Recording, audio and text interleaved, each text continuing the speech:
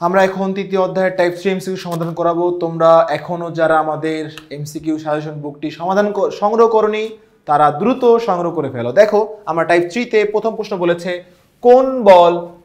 কোন বলের লব্ধি শূন্য হয়। তো আমরা জানি বল যেটা পড়েছি, বলের দুটো টাইপস, একটা হচ্ছে সাম্য বল, একটা হচ্ছে অসাম্য বল। তো দেখেছি যে সাম্য বলটা হচ্ছে কি, দুই দিক থেকে একই বল ক্রিয়া করে লব্ধির মান শূন্য হয়, সেটা সাম্য বল। যেখানে লব্ধি তৈরি হয়, একটা বল ক্রিয়েট হয়, এটা হচ্ছে অসাম্য বল। তো দেখো তো বল লব্ধি শূন্য কোনটা, সাম্য বল হবে। গতিশীল বস্তুর ক্ষেত্রে লব্ধি বল শূন্য হলে বস্তু কোন অবস্থা থাকবে, সাম্য অবস্থা থাকবে। তাহলে সাম্য তো এখানে নাই, তাহলে লব্ধি শূন্য হলে কি হয় বলো দেখি, বেগ কমতে থাকবে না, বেগ বাড়তে থাকবে না, সমতলে চললে তো বল দিতে হবে না, তাহলে কি সমবেগে চলতে থাকবে। অর্থাৎ এখানে কিন্তু আমরা বলতে পারি সমবেগে চলতে থাকবে, কারণ কোনো বল প্রয়োগ হচ্ছে না, লব্ধি শূন্য। রকেটের গতি কিসের উদাহরণ? ভরবেগের সংরক্ষণশীলতা নীতি, আদি ভরবেগ যা শেষ ভরবেগ তা, এই হচ্ছে ল দিয়ে কিন্তু রকেট আসলে চলে। আমরা রকেটের পার্টটা দেখেছি, বইয়ে পড়েছি। এবার দেখো 29 নাম্বার পর্যন্ত আমরা পড়লাম, আমরা একটু দেখব 30 নাম্বার প্রশ্নে কি বলেছে। নিচের কোনটি ভরবেগের একক? সো তোমরা জানো ভরবেগ একক কোনটি। ভরবেগ হচ্ছে ভরের একক হচ্ছে কেজি, বেগের মিটার পার সেকেন্ড। কোথায় আছে? Kg metre per second. ভরের মাত্রা কোনটি হবে? তাহলে ভরবেগ p = mv। হ্যাঁ, তো দেখো মাত্রা দেখো, তাহলে মাত্রা, ভরের মাত্রা কি বলতো, ম্যাস m, বেগের মাত্রা হচ্ছে lt ইনভার্স 1। তাহলে কোথায় m এর, এই যে ক নাম্বার। কোন নির্দিষ্ট বস্তুর বেগের মান পরিবর্তিত হয়ে দ্বিগুণ হলে এর ভরবেগ কিরূপ হবে? এখন যদি বেগের মান দেখো কত গুণ হয়, দ্বিগুণ হয়, তাহলে ভরবেগ কত হবে দেখো। তো আমরা জানি ভরবেগের সঙ্গে বেগের সম্পর্ক কি, সমানুপাতিক। তাহলে ভরবেগ দ্বিগুণ হলে বেগও দ্বিগুণ হবে, একই ভাবে বাড়বে। ওকে, সমানুপাতিক সম্পর্ক।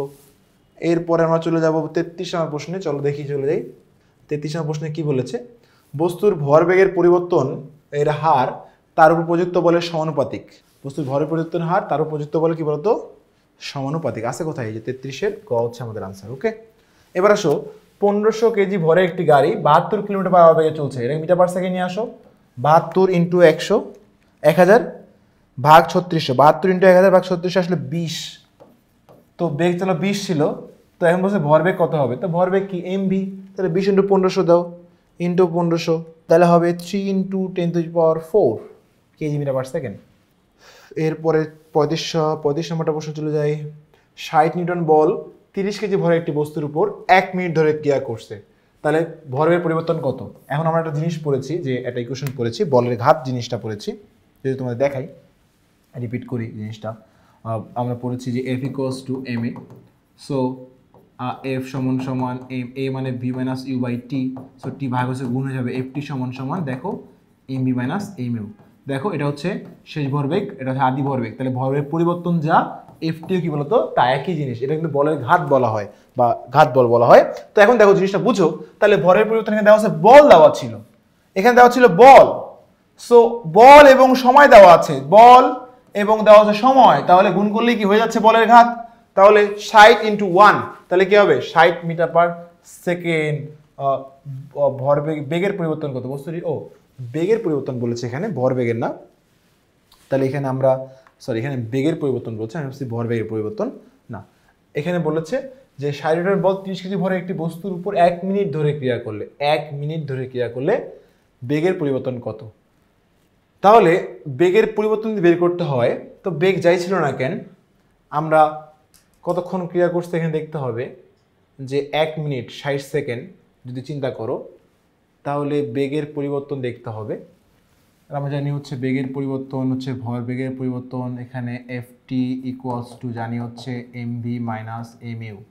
তাহলে বেগের পরিবর্তনটা হবে হচ্ছে, আমি বলতে পারি যে এখানে m কমন নিলে ডেল আমরা বলতে পারি ডেল v, ঠিক আছে। তাহলে ft সঙ্গে, তাহলে এখানে m হয়ে গেল। এখন যদি ডেল v বলি আমি, তাহলে কি হবে ft ইন্টু ভাগ হচ্ছে m, তাই তো। তাহলে যদি আমি ft করি, f কত হচ্ছে 60, t হচ্ছে 60 সেকেন্ড, তাহলে 60 ইন্টু 60 ভাগ হচ্ছে ভর কত হচ্ছে 30 কেজি, তাহলে 120, তাহলে আসলে 120। ওই সেম সূত্র দিয়ে, ঠিক আছে, সেম সূত্র আমি যেটা তুমি দেখাইছি একই জিনিস, তাহলে 120 মিটার পার সেকেন্ড। ওকে, এরপর 36 নম্বরটা কি বলেছে? কোনো 5 কেজি ভরের স্থির বস্তুকে 3 সেকেন্ড ধরে 3 মিটার পার সেকেন্ড ত্বরণ দিলে এর ভরবেগ কত হবে। সো তুমি টাইম দেওয়া আছে, ভরবেগ কত হবে এটা চেয়েছে, তো স্থির বস্তু বলেছে। তাহলে আমরা সেম জিনিস যদি চিন্তা করি, যে এফ টি। এখন তো এফ টি যদি চিন্তা করি, এখানে তো আমাদের বল দেওয়া নাই, তাহলে ভরবেগ কত হবে এটা যদি চিন্তা করো, তাহলে তুমি ভরবেগে যাও, ভরবেগে যদি যাই আমরা, ভরবেগ কত হবে 3 সেকেন্ড ধরে 3 মিটার পার সেকেন্ড ত্বরণ দিলে, তো বেগ কিন্তু আদিবেগ ছিল 0, তো ত্বরণ যদি 3 সেকেন্ড ধরে 3 মিটার পার সেকেন্ড ত্বরণ হয়, তাহলে 3 সেকেন্ড পর তার ত্বরণ কত হবে, বেগ বাড়তে বাড়তে কত হলো, তো আদিবেগ 0 ছিল, তাহলে 3 থেকে কত হবে 3 বাড়বে, পরে 3 বাড়বে, আরো 3 বাড়বে, তাহলে 3 থেকে কত হবে বলো তো, আলটিমেটলি কত হবে 9। তাহলে 9 5 নং কত হবে বলো তো, তাহলে 5 নং কত হবে 45, তাহলে 45 ভরবেগ। তার 3 সেকেন্ডে 3 সেকেন্ড ধরে তার ত্বরণ ছিল 3, তাহলে প্রথম সেকেন্ডে বেগ 3 হবে, স্থির ছিল, পরের সেকেন্ডে কি 6, পরের সেকেন্ডে 9, বেগ 3 করে বাড়ছে, ত্বরণ 3 যেহেতু, তাহলে বেগ যদি 9 হয়, ভর দেওয়া ছিল 5, তাহলে 5 নং 45 হচ্ছে আমার ভরবেগ। এরপর 10 কেজি একটি স্থির বস্তুর উপর 15 নিউটন বল 0.15 সেকেন্ড সময় ধরে কাজ করে, তাহলে ভরের পরিবর্তন কত, ওই যে আগের সূত্র, এফ টি গুণ করলে ভরের পরিবর্তন পেয়ে যাবা, তাহলে 1500 ইন্টু 0.15, তাহলে 1500 ইন্টু 0.15 করলে হবে 225, আছে এই 225। 38 নম্বর দেখো কি বলেছে, একটি বস্তুর উপর 100 নিউটন বল কত সময়ব্যাপী ক্রিয়া করলে বস্তুটির ভর বেগের পরিবর্তন এত হবে, অর্থাৎ ভর বেগের পরিবর্তন, তাহলে আমরা দেখেছি যে এফ টি সমান সমান ভরের পরিবর্তন কত 10, তাহলে টি সমান সমান 10 ভাগ এফ অধিক চলে যাবে 100 নিউটন, তাহলে 0.1 সেকেন্ড ব্যাপী আছে অপশনে, 0.1 সেকেন্ড, ওই সমীকরণ দিয়ে চিন্তা করলে হয়ে যাবে। এরপর 2 মিটার পার সেকেন্ড বেগে গতিশীল 10 কেজি ভরের কোনো বস্তু উপর বল প্রয়োগ করলে এর ত্বরণ 2 metre per second, 2 metre per second 2 হলো, 2 সেকেন্ড পরের ভরবেগের পরিবর্তন কত হবে, তাহলে দেখো 2 মিটার পার সেকেন্ড বেগে এটা গতিশীল 10 কেজি ভরের কোনো বস্তুর উপর বল প্রয়োগ করলে এর ত্বরণ হচ্ছে 2 হয়, ত্বরণ যদি 2 হয়, তাহলে 2 সেকেন্ড পর ভরবেগ কত, 2 সেকেন্ড পর, তাহলে 2 সেকেন্ড পর তার বেগ ছিল 2, তাহলে ভরের পরিবর্তন কত হবে যদি চিন্তা করতে চাও, তাহলে আমরা জানি ডেল পি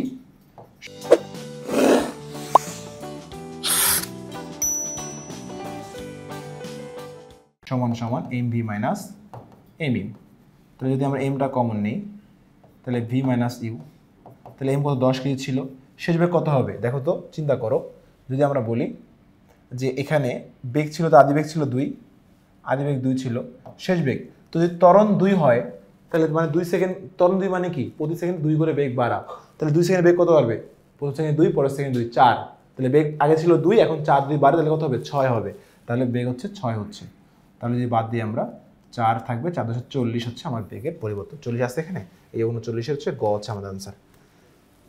আচ্ছা তোমরা বুঝতে পারছো এখানে আমরা, কারণ এমসিকিউ তুমি এত বড় ম্যাথ করতে পারবে না, তোমাকে শর্ট চিন্তা ভাবনা করতে হবে যে কীভাবে শর্টকাট ভাবে করা যায়, ঠিক আছে, এমসিকিউ তো সিকিউ মতো ম্যাথ করলে হবে না। তাহলে 39 কত বললাম আমরা, দেখলাম 40। এবার আমরা দেখবো 40 নম্বর প্রশ্নে চলে দেখি কি আছে। 40 নম্বর প্রশ্নে বলেছে যে একটা বস্তু দেওয়া আছে যেখানে F1 এবং F2 দেওয়া আছে, এদিকে F2 3, ওদিকে F1 2, বস্তুর ভর হচ্ছে 1 কেজি ভরের বস্তুকে 3 নিউটন বল এবং 2 নিউটন বল দুই দিকে টানা হচ্ছে, তাহলে বস্তুর নিট ত্বরণ কত, তাহলে F equals to ma, তাই না, F equals to ma, A equals to F by m, F কত বলতো, এদিকে আসছে না কারণ এর বল বেশি, কিন্তু বিপরীত দিকে আবার কি 2 নিউটন কাজ করতেছে, তাহলে এখান থেকে 2 চলে যাবে, ঘর্ষণ বলের মতো কাজ চিন্তা করো, তাহলে কার্যকর বল কত হবে 1, বড় 1, তাহলে কত হবে ত্বরণ হবে 1, ত্বরণ কত 1, এই 1 মিটার পার সেকেন্ড বাস 2, এটা হচ্ছে আমাদের আনসার। আশা করি বুঝতে পারছো। এরপর 41 নম্বরটা খেয়াল করো কি বলছে, এ বস্তু 3 কেজি, বেগ ছিল এদিকে, বি বস্তু ওইদিকে যাচ্ছে, বস্তু দুটির ভরবেগের সমষ্টি কত, ভরবেগের সমষ্টি যোগফল বের করতে হবে।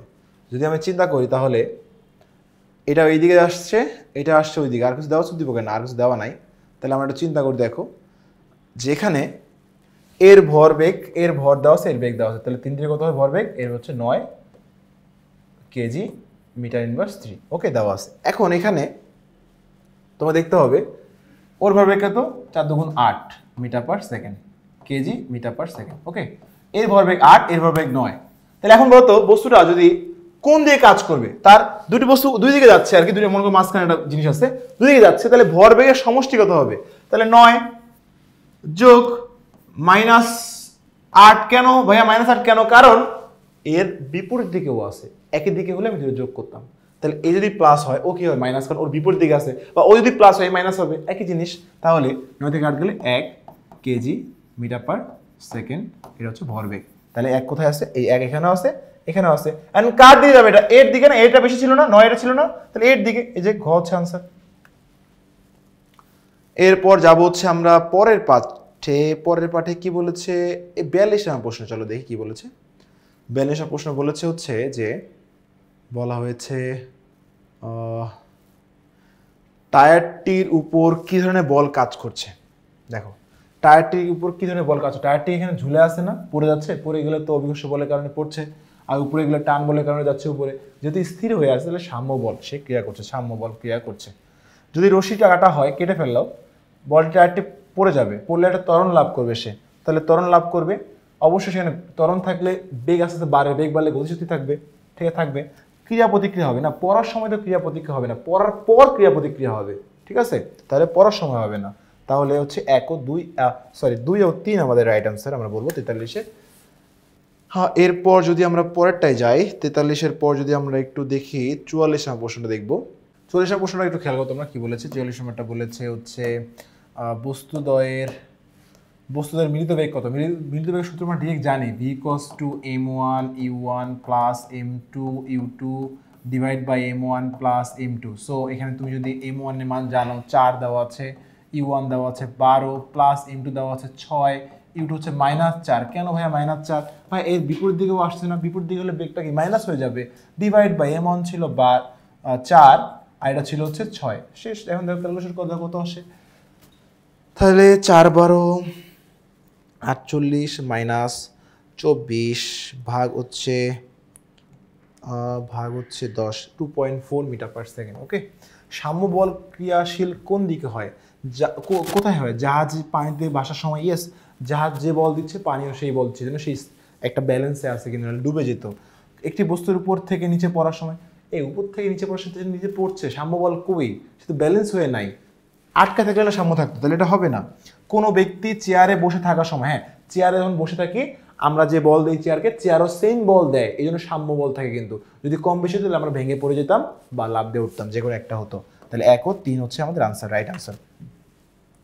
এবার আমরা দেখবো 46 নম্বর প্রশ্নটা একটু ভালোভাবে দেখবো, আমাদের লাস্ট প্রশ্ন এই অধ্যায়, আই হোপ একটু বুঝবা। এটা কি বলছে, কাঁধে ব্যাকপ্যাক সহ একজন বালকের ভর 40 কেজি, ভরবেগ হচ্ছে 200, ভরবেগ নিয়ে দৌড়াচ্ছে। আচ্ছা, তাহলে ভরবেগ 200, তাহলে দেখো 200 হচ্ছে ভরবেগ, মানে হচ্ছে এমভি, ভরবেগ বলেছে পি কষ্ট এমভি না 200, তাহলে ভি কষ্ট কি 200 ভাগ এম, 40 কেজি, তাহলে 4 5 20, 5 ছিল তার বেগ ছিল 5।